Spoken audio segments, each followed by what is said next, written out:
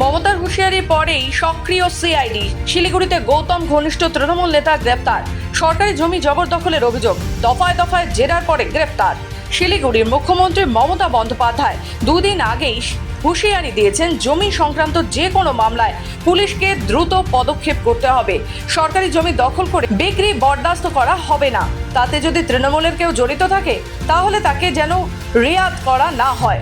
তিনি এ বিষয়ে ক্ষোভ প্রকাশ করেন ও বিভিন্ন পুলিশ কমিশনারেট ও জেলা পুলিশকে মানুষের স্বার্থে কাজ করতে নির্দেশ দেন।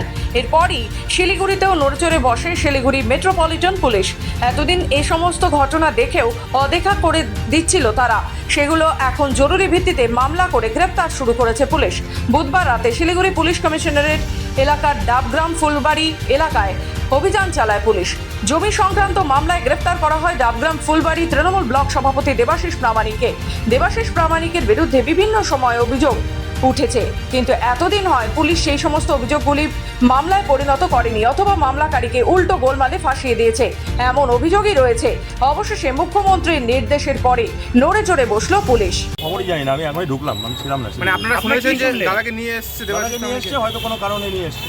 মানে গ্রেফতার করা হচ্ছে সেটা শুনেছেন তো? জমি সরকারি জমি গ্রেফতার করা হয়েছে দলে শুনেছেন বিক্রি তো? করা চক্র, এই অভিযোগ গ্রেফতার করা হয়েছে সেটা তো শুনেছেন? না না, সেটা শুনিনি, এখনো শুনিনি। এখনো মানে এই যে পুলিশ তৃণমূলের আপনাদের দলের নেতাকে থানায় নিয়ে আসা হলো, এটা কেমন ভাবে দেখছেন? মানে আপনারা তো দলের কর্মী নেতা।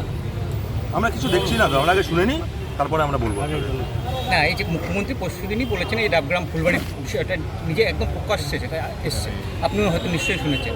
তারপরে এই গ্রেপ্তার। মুখ্যমন্ত্রী যখন বলেছেন যদি তথ্য প্রমাণ থাকে, যে তথ্য প্রমাণ যার বিরুদ্ধে থাকবে সে অ্যারেস্ট হবে। অন্যদিকে পুলিশি তৎপরতা নিয়ে কটাক্ষ করেন শিলিগুড়ি বিধায়ক শঙ্কর ঘোষ। বিজেপির এই বিধায়ক পুরো বিষয়টিকে লোক দেখানো বলে দাবি করেছেন। তার অভিযোগ, 2011-তে ক্ষমতায় আসার পর মুখ্যমন্ত্রী কি বিদেশে ভ্রমণে গিয়েছিলেন, যে তিনি এতদিন পরে জানতে পারলেন তার নেতারা জমি দখলের সঙ্গে যুক্ত।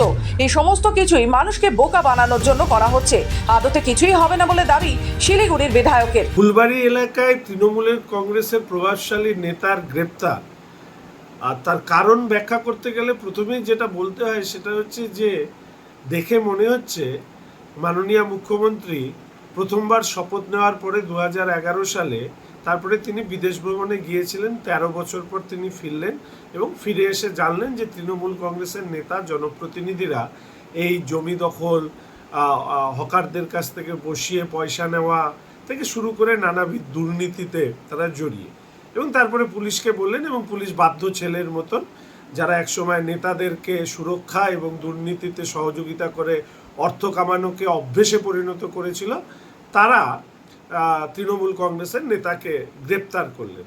এখন দেখতে হবে এই গ্রেপ্তার আরাবুলের মতন গ্রেপ্তার কিনা, শেখ শাহজাহানের মতন গ্রেপ্তার কিনা। তৃণমূল নেতা দেবাশিস প্রামাণিকের গ্রেপ্তারি খবর চাউর হতেই অনুরাগীরা শিলিগুড়ি থানার সামনে ভিড় করলে পুলিশ এসে তা সরিয়ে দেয়।